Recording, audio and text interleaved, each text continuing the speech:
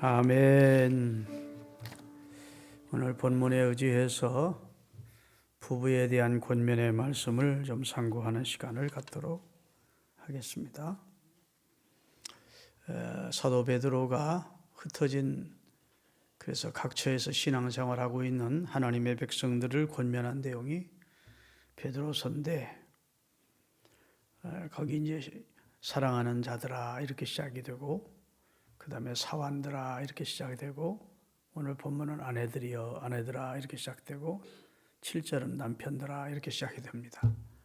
그래서 사랑하는 자들아 했을 때는 그리스도 안에서 우리 한 사람 한 사람 곧 나를 말합니다.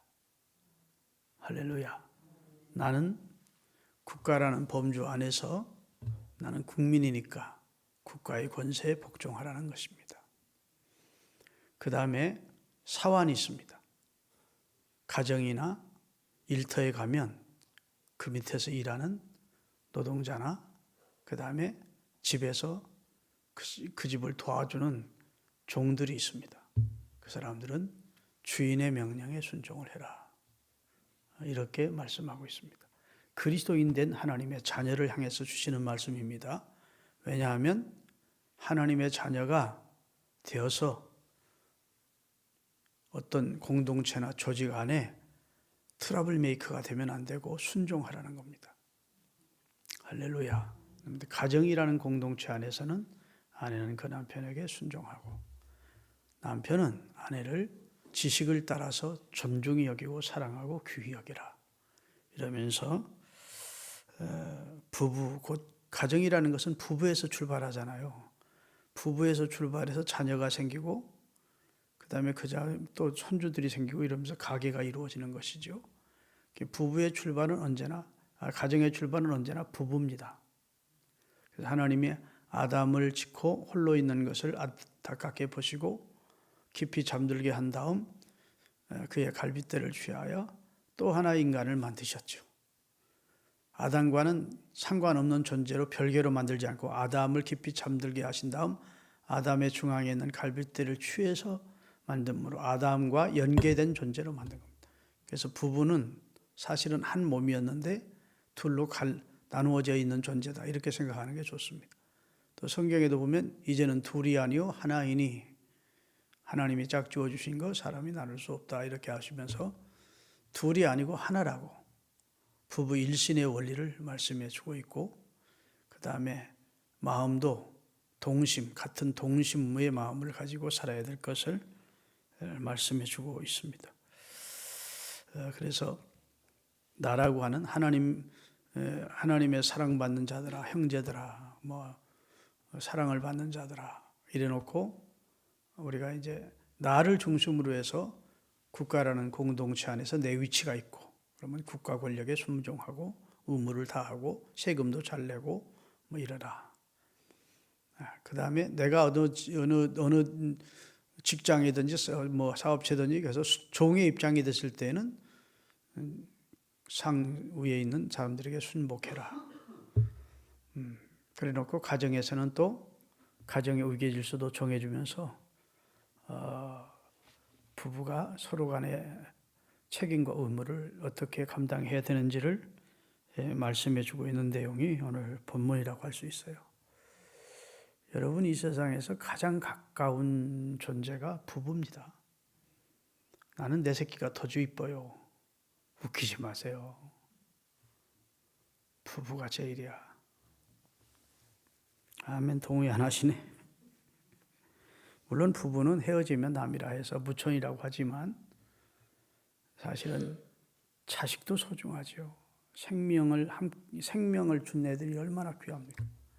그렇지만 부부가 있음으로 자식들이 생겨난 거예요. 부부가 소중합니다.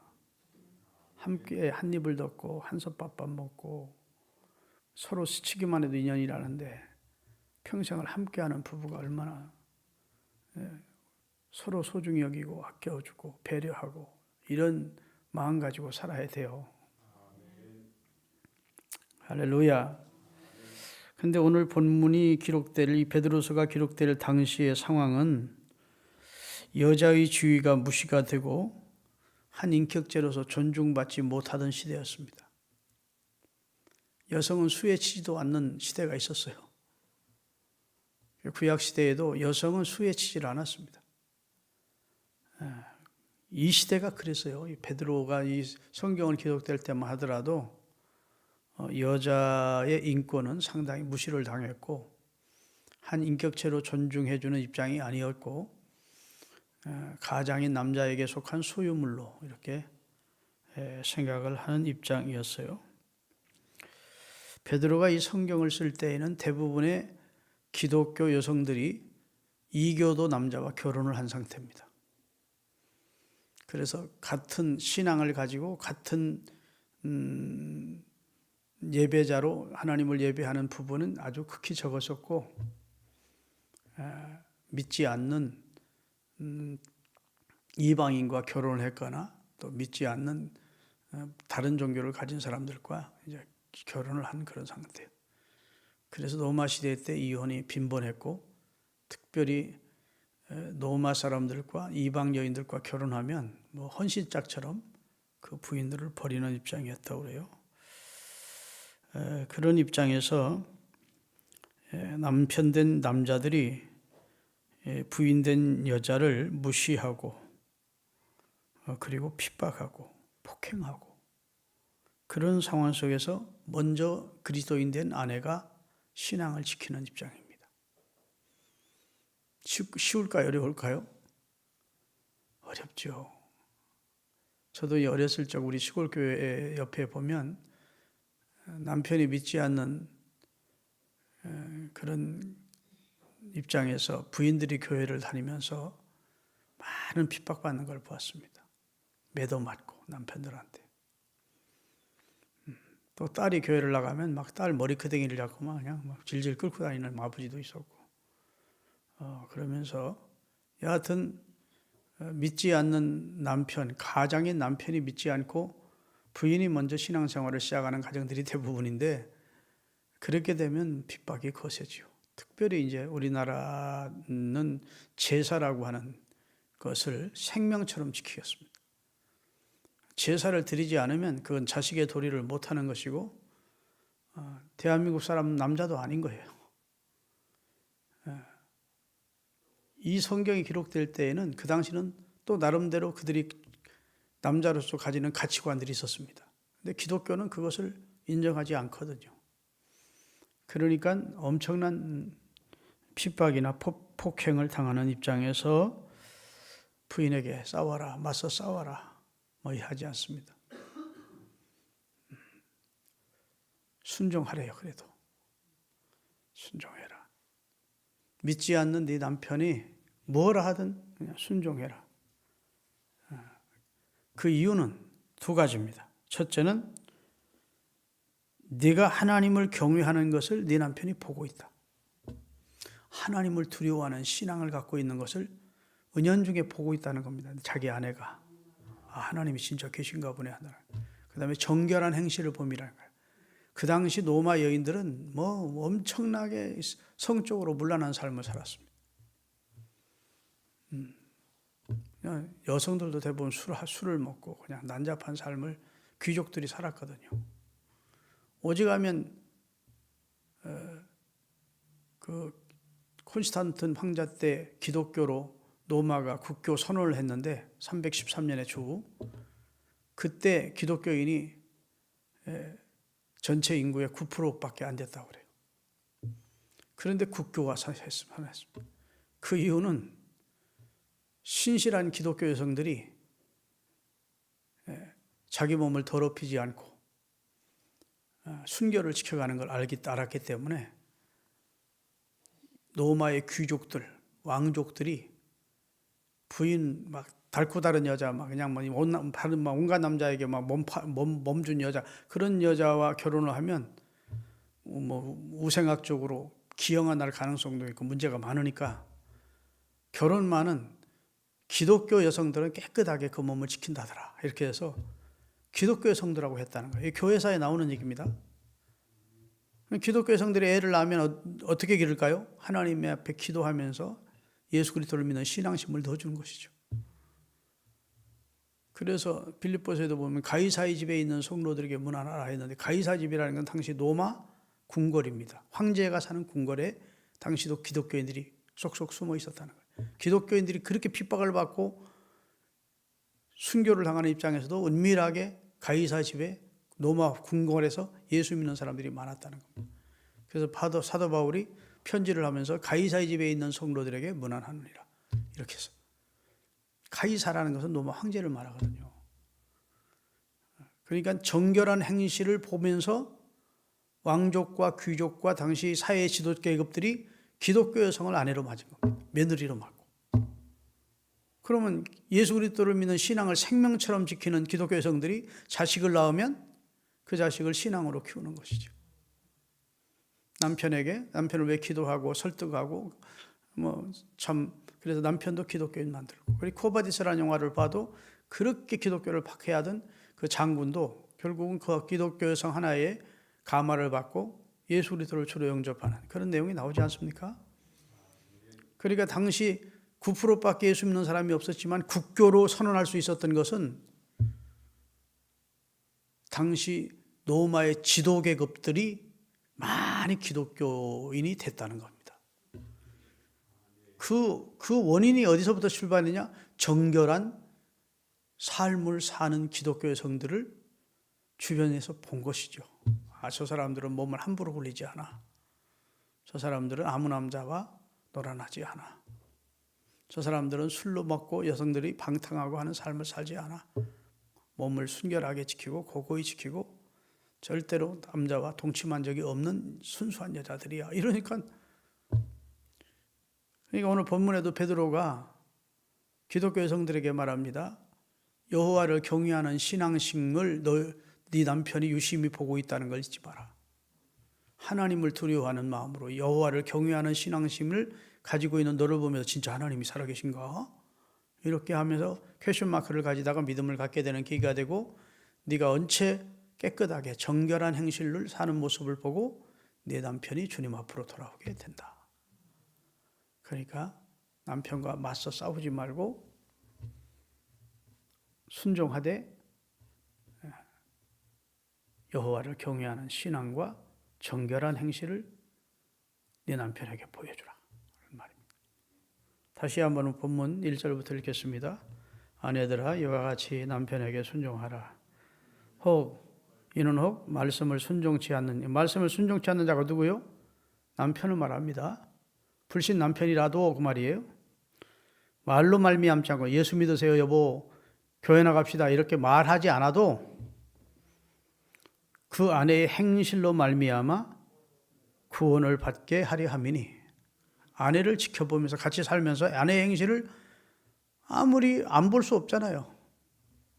아내의 행실을 보는데 그 무슨 행실을 보느냐? 2절에 보면 너희가 하나님을 두려워하며, 그 말은 여호와를 경외하는 신앙을 가지고 있다는 것과 두 번째 정결한 행실을 보고 네 남편이 감동을 받고 그리스도를 주로 영접할 수 있는 안내자로 내가 가이드 역할을 해야 된다. 믿습니까? 그렇게 권면하고 있고, 당시 로마 사회의 귀족들이나 귀족 여자들처럼 머리를 꾸미고 금은 보석으로 단장하는 그런 단장, 외모 단장하지 말고 3절 보면 다 같이 너희의 단장을 머리를 꾸미고 금을 차고 아름다운 옷을 입는 외모로 하지 말고 오직 마음에 숨은 사람, 우리 영혼이 마음에 숨은 사람이죠. 진짜 나는 내 영혼 아닙니까? 내 마음에 숨은 사람인 우리 영혼을 온유하고 안정된 심령에 섞지 아니할까. 이거 복잡한 내용 같지만 온유하고 그 다음에 안정된 심령이라면 평강이 넘치는 그런 아름다운 모습으로 살아야 그 말입니다. 예수 믿으면서 맨날 두려워하고 막 걱정하고 그러지 말고 주님이 나를 지켜준다는 그런 마음 가지고 안정된 심령, 평강이 넘치는 마음. 저 여자는 뭐 믿고 저렇게 걱정이 없지? 마음이 편안하지? 이렇게 주변 사람들이나 남편이 보지 않을 거냐 그 말입니다. 평강이 넘치는 마음, 행복해하는 마음, 온유한 마음, 온유한 행동 보고 참 아름답다. 얼굴이 아름다운 게 아니고 그 미인이라고 아니라 그 마음이나 그 영혼이 참 고귀한 영혼이다. 이렇게 볼 수 있게끔 하라는 겁니다. 아멘. 작정하면 하나님이 은혜 주시면 가능한 일입니다. 저도 시골 교회에서 진짜 무지막지한 남편한테 맨 마지막에 교회 나오는 사람들 가운데 다 남편 예수 믿게 시키고 그 자식들 다 예수 믿어서 격진아가 다 성공하게 만들고 한 그런 역할을 한 분들이 다 정결한 신앙 가지고 예수 믿고 온 하나님 잘 섬긴 부녀들이 한 일이에요. 우리 이영직 장로님의 어머니 이운선 권사님도 그 대표적인 분 가운데 하나입니다. 이 장로님네 식구들이요 8남매예요. 8남매. 아들 셋에 딸이 5이야. 그런데 막내인 길라는 아이만 중학교까지 나왔고 딸들은 초등학교도 제대로 못했어요. 다 식모살이 보내고 너무 어려워서. 이영직 장로의 아버지가 부자였었는데 이걸 좋아하시고 이게 뭔지 아세요? 도박. 술도 좋아하시고 하시고 다 탕진하시고 우리 동네에서 한 50리 떨어져 살다가 우리 동네로 이사 오셔서 가족들 다 데리고 세상 말로 망해서 오신 거야. 먼 친척이 하나 살고 있는데 초등학교 3학년 때 우리 동네로 왔어. 그때 이제 저는 이운선 집사님이죠. 그 이영직 장로의 엄마. 얼마나 신실한 신앙을 가지고 있는지 우리 아버님이 늘 하시던 말씀이 있어요. 우리 원두교회에서 천국 한 사람만 가야 된다면 영직이 엄마가 가야 된다. 늘 그랬어. 영직이 엄마. 그 어려운 상황 속에서도 시장 가시면 하여튼 뭐 동태끈이라도 갈치 조각이라도 하다가 목사님 꼭 갖다 드리지 그냥 호박 기르고 뭐 오이 기르고 하면 목사님. 우리 어머니하고 기도 가장 많이 하신 분인데 제일 늦게까지 우리 어머니하고 그 이운선 권사님 늦게까지 기도하시고 집으로 가시고 그분의 기도는 이거예요. 아들들은 다 초등학교 보내가지고 막내인 저 관직이 많은 이제 고등학교까지 나왔지만 그 위에도 이 장로님도 사실은 초등학교 나오고 다 독하게 해서 대학 졸업한 겁니다. 그러니 딸들은 초등학교도 최초로 못 시키고 남의 집 보내고 아들들은 그냥 초등학교만 보내고 객지로 보냈으니 그 어머니 마음이 얼마나 아프겠습니까? 자식 제대로 뒷바라지를 못 해주는 우리 이운선 그때는 집사님의 마음. 그러니까 늘 새벽에 나와서 기도하는 내용이 그분 기도는 웅웅웅웅 하는데 좀 틀려. 우리 교회 개척하고 나서도 기도를 시키면 내가 영적으로 힘을 잃으면 신방 가서 이운선 권사님 기도하세요 그러면 박 권사님은 아이고 우리 어머니 기도 좀 시키지 마세요 그래. 하나님 아버지요 너무나요 그래답니다. 완전히 그냥 토속적인 기도야 막. 뭐 수식어가 하나 뭐 학문적이지 않아 막 이러면요. 아이고 우리 목사님은요 그렇습니다요 막 이러면서 쭉 하는데 너무너무 때묻지 않은 순수한 기도를 하셔. 근데 그분이 그때 기도하신 내용은 하나님 아버지 우리 자식들의 아버지가 되어주세요. 우리 육신의 아버지 어머니 나와 우리 남편은 애들한테 부모 노릇 못하니 하나님이 우리 아이들의 아버지가 꼭 되어주세요. 어디서든 지켜주세요. 아이들 높이 키워주세요. 붙들어주세요. 순수한 그분의 기도를 하나님이 들으셔서 다들 이영직 장로의 형님은요 이항직 씨라고 한산이시 종친회 지금 회장입니다. 전국 국세청의 높은 간부로 은퇴하셨어요. 그 아들은 지금 시골 군수보다 더 높은 그 엄청난 하여튼 이 장로님도 그렇고 이 장로님 동생도 또 엄청난 지금 뭐 전자회사를 몇 개씩 가지고 있고 그래서 하나님 앞에 다 복 받았어요. 딸들도 그렇고 설교가 좀 이상한 방향으로 갔네. 하여튼 한 여성이 신실한 신앙을 지키니까 그런 열매가 그렇게 나타나는 거야. 그 남편 되시는 이승춘 그분도 돌아가시기 전에 제가 복음 제시하고 그리스도를 주로 영접하고 눈물 쭉 흘리면서 기도 따라하고 그리고 마음의 평안을 얻고 그리고 돌아가셨어. 구원받으 믿습니까? 한 사람 내가 가서 복음을 제시하러 갔더니 다 돌아가시기 물만 마셔도 물을 못 넘기시고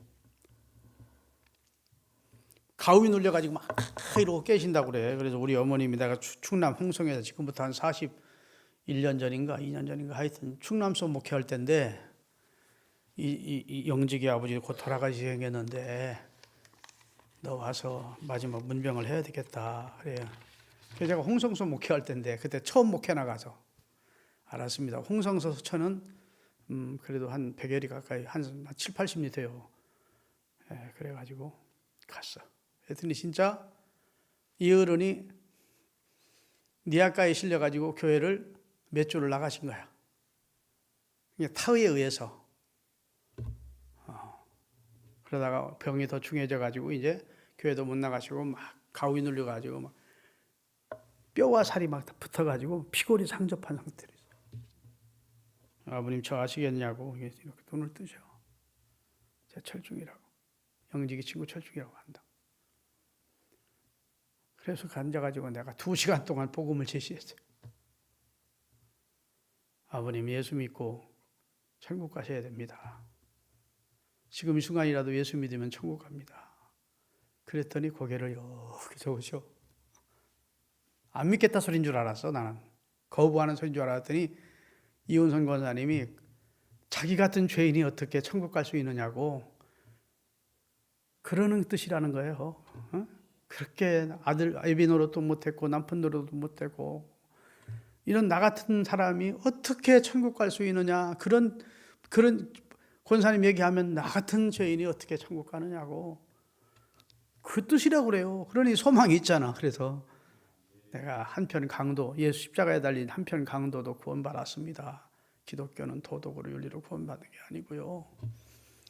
바로 우리 같은 죄인을 구하라고 예수님 오셨어요. 쭉 설명하고 그래도 고개를 내가 너무채 강력하고 눈물 어린 권면을 하니까 나중에는 눈물이 쭉 부은 상태를 흐르더라고요. 예수님을 주로 영접하시겠냐 했더니 고개를 걷다. 그러면 제가 하는 기도를 따라 하셔야 됩니다. 그러시겠다.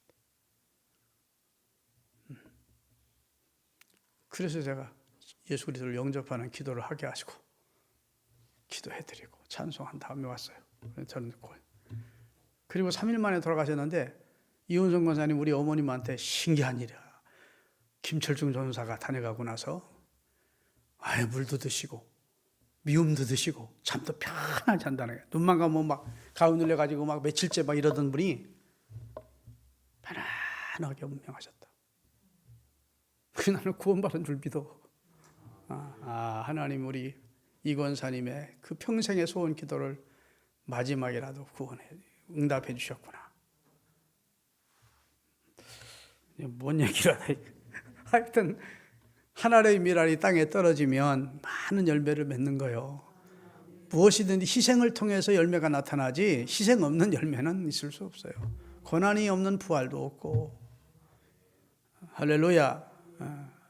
그러니까 그런 기독교 역사에는 우리가 대한민국 한국 교회사 역사에도 이런 분이 어디 하나 둘이겠습니까? 복음을 처음 제시받은 사람이 얼마나 가문과 가족의 핍박 속에 믿음 지키다가 온 가족 다 구원한 얘기가 김상환 목사님 바로 그 대표적인 사람 아닙니까? 그분도 예수님 집안에서 처음 예수를 믿었는데 그런 핍박을 받고 그런데 결국은 가족 다 구원하고 이렇게 지금 큰 목사를 이루시지 않습니까?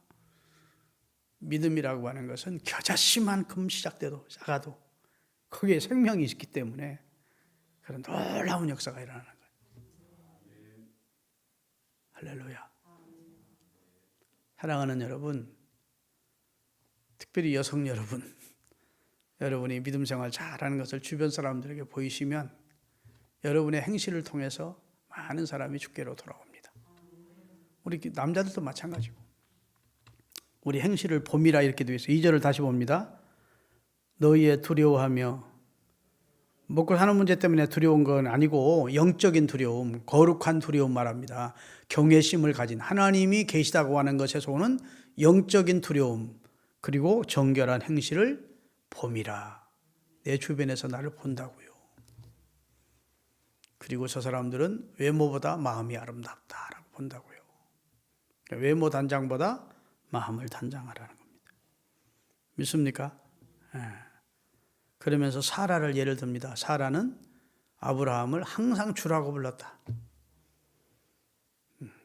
아브라함이 하자는 대로 했다.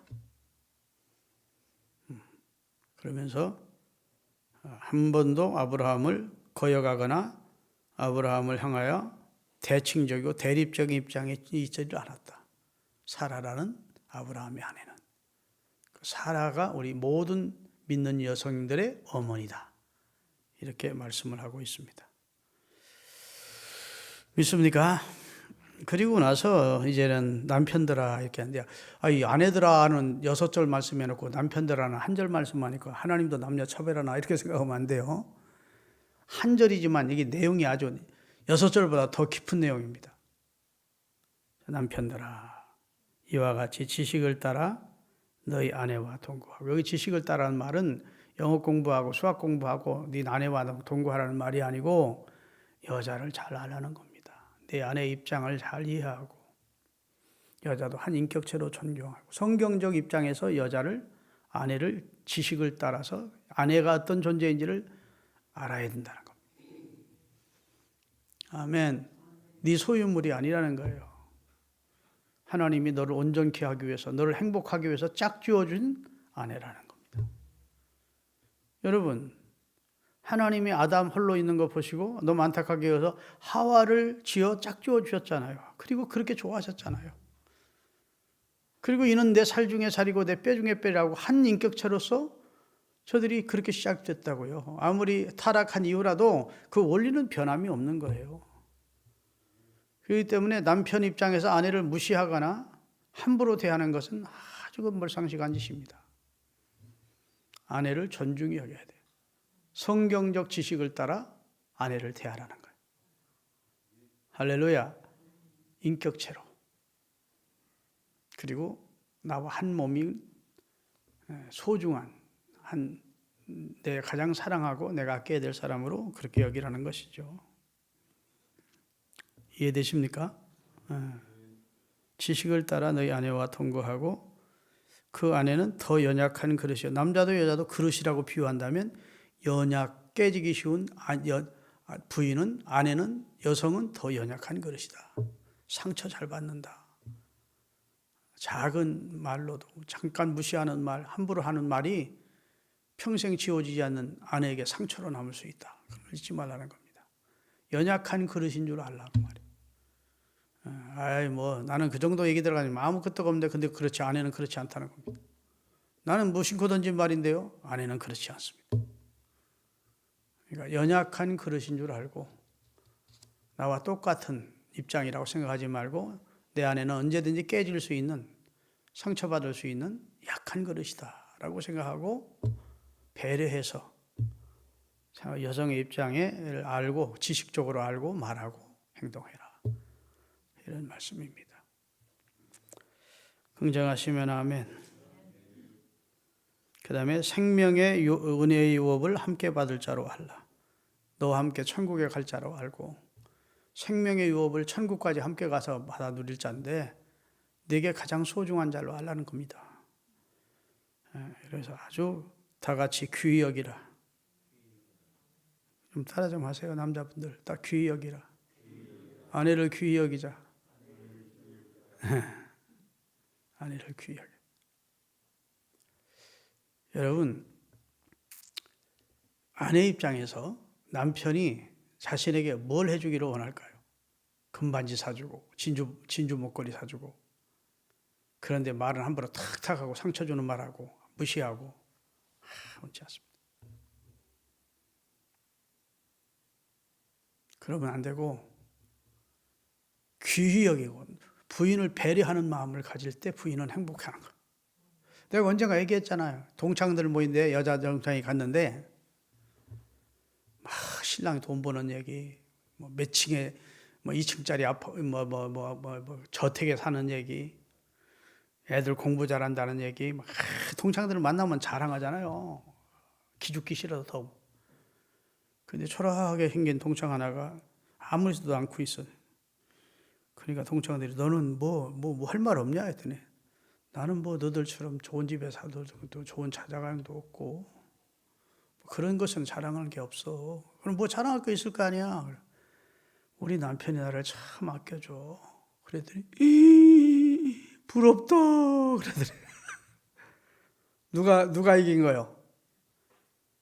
돈, 명예, 뭐 자동차 이런 것보다 남편에게 사랑받고 있고 남편이 나를 귀히 여겨주고 있고 남편이 나를 많이 배려해 준다는 말이 한 번에 다 KO 당한 거야. 목사님은 어떻게 이렇게 여자를 잘합니까? 그것은 성경을 알면 여자를 알아. 아멘.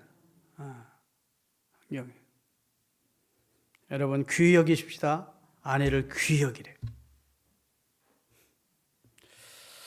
오늘 내 설교가 마음에 안 드는 사람이 몇 사람 있는 것 같은데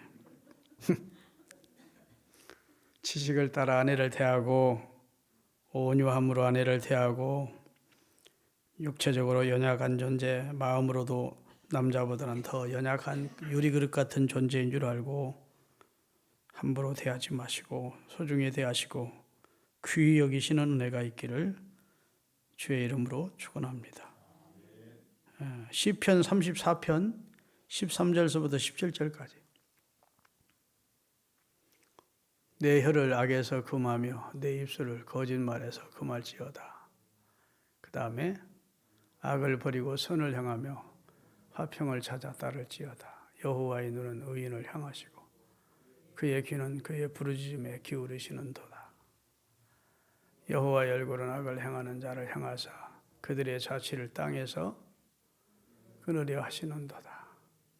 17절 의인이 부르짖음에 여호와께서 들으시고 그 모든 환난에서 건지셨도다. 잠언 12장 4절 14절 같이 읽겠습니다. 같이 의인이 부르짖음에 어디요? 잠언 12장 14절 없어요? 그러면 전도서 9장 9절은 있나? 다 같이 읽겠습니다. 내 헛된 생명의 모든 날, 곧 하나님의 해 아래에서 내게 주신 모든 헛된 날에 내가 사랑하는 아내와 함께 즐겁게 살지어다. 그것이 내가 세상에 평생에 해 아래에서 수고하고 얻은 내 몫이니라. 헛된 세상 사는데 부부간에 불목하며 주변 사람과 불목하며 살지 말고 하나님이 주신 내 아내와 내 남편과 사랑하며 살라는 겁니다.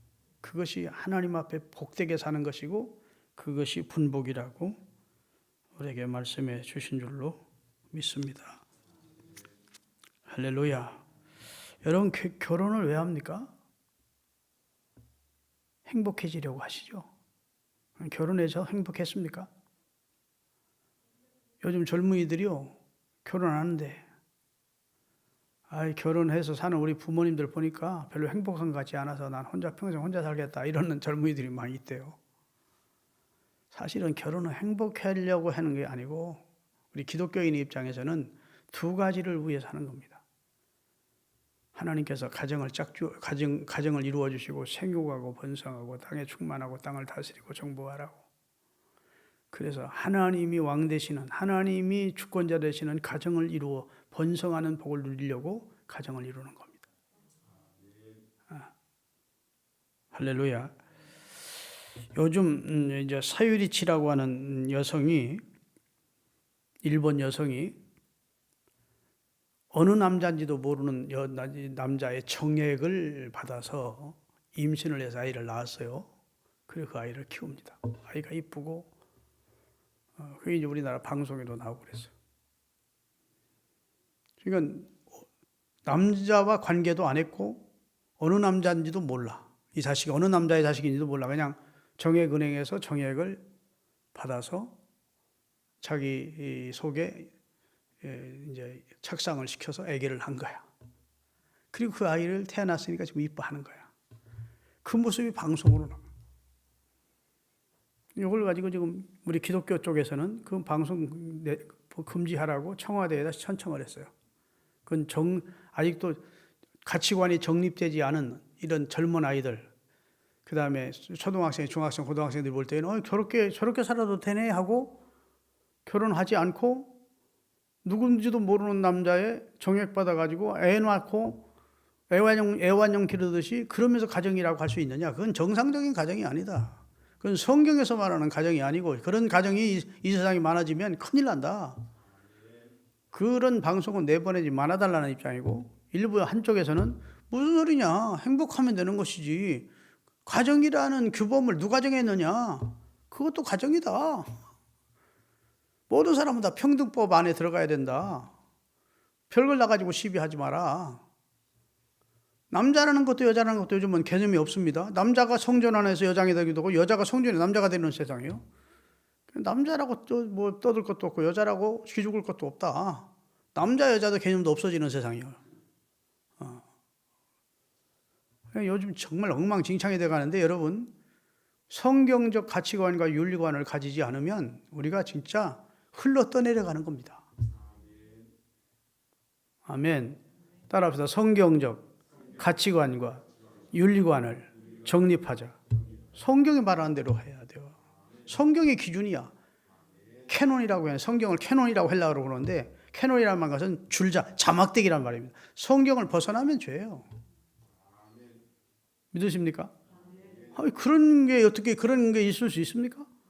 어떤 한 가정은 혹시 그렇게 해서 실험적으로 한다 하더라도 어떻게 보편적으로 그런 것을 자꾸 장려하면서 가정관을 깨트릴 수가 있느냐고요. 한 남자와 한 여자가 사랑하고 거기서 태어난 아이를 주의 뜻, 사명감을 가지고 잘 길러서 주의 일꾼으로 키워내는, 그래서 아담과 하와를 하나님이 짝지으신 다음에 생육하고 번성하고 땅에 충만하고 땅을 다스리고 하나님의 통치 아래 하나님의 은혜 안에 사는 그런 가정을 이루기를 원했고, 두 번째 결혼이란 왜 하느냐면 성숙을 위해서 하는 겁니다.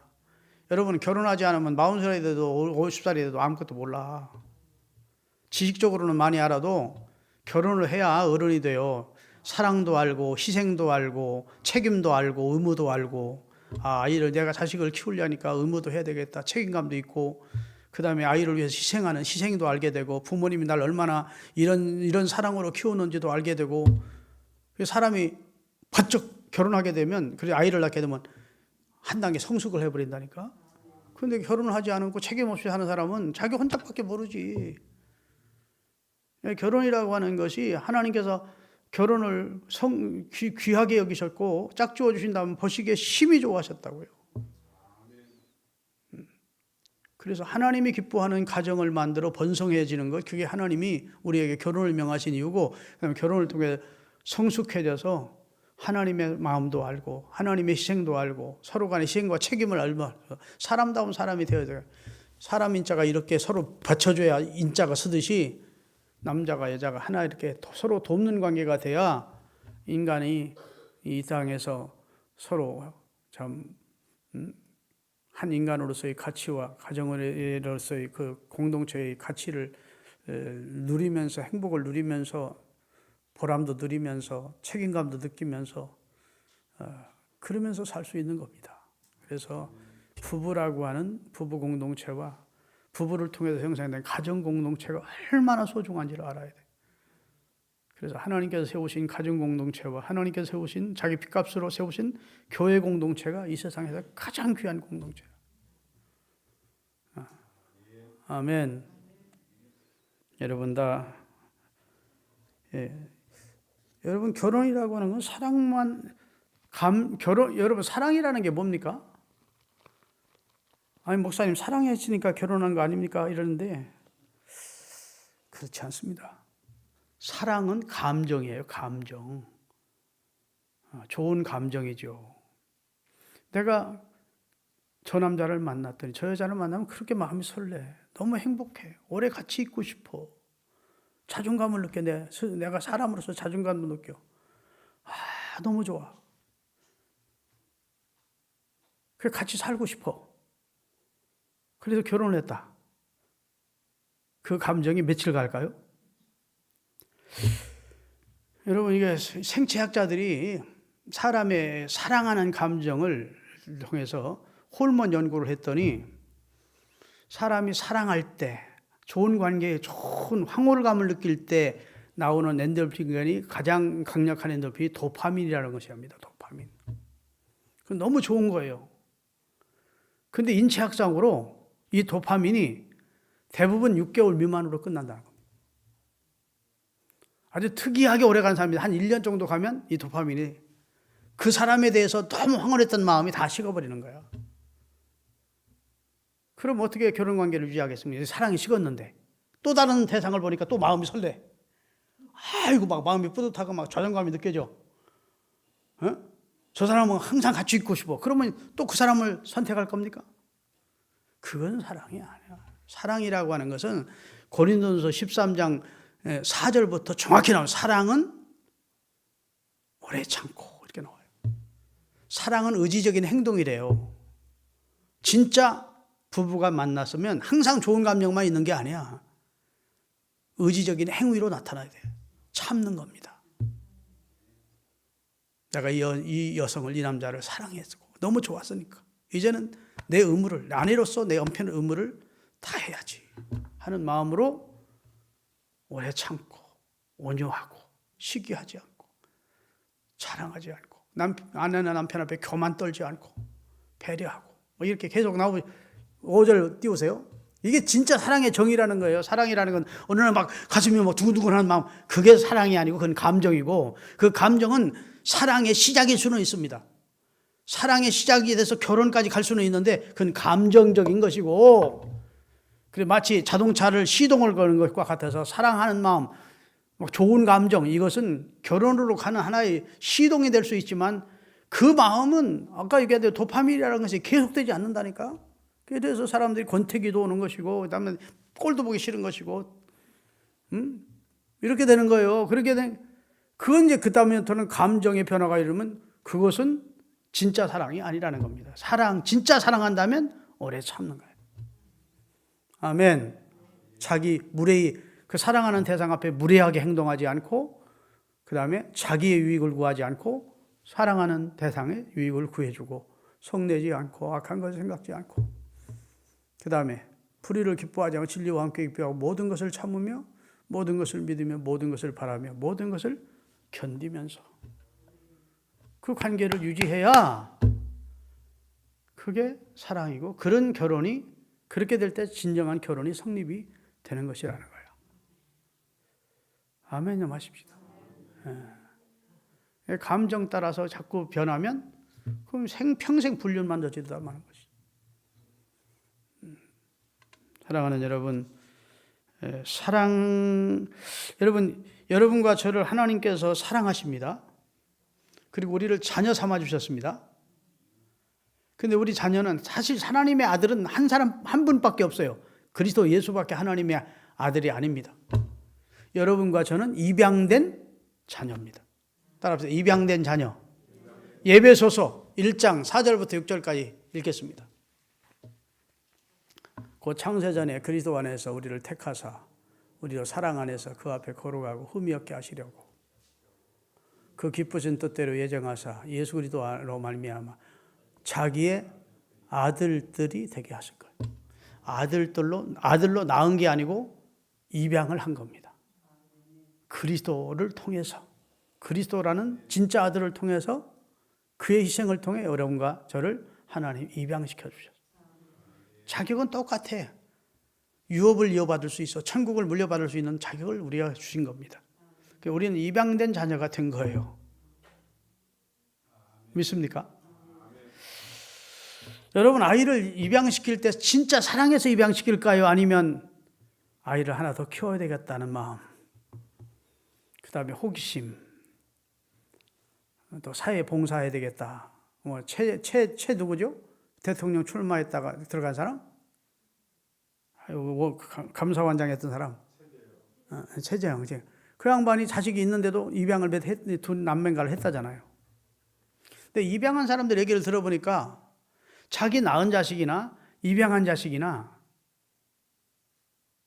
낳은 자식을 위해서도 눈 하나를 빼줄 수 있을 것 같고, 입양한 자식을 위해서도 나중에 처음에는 그런 사랑이 안 간답니다. 그런데 그 아이를 계속해서 키우다 보면, 그 아이를 돌보다 보면 막 사랑의 감정이 생긴대요. 그 낳은 자식이나 데려다 키운 자식이나 똑같은 사랑이 된대요.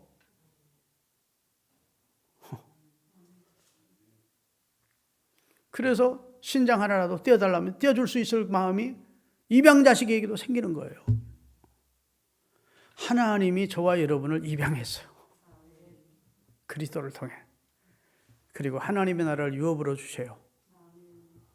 믿습니까? 내가 사랑을 설명하기 위해서 지금 하는 말씀이에요.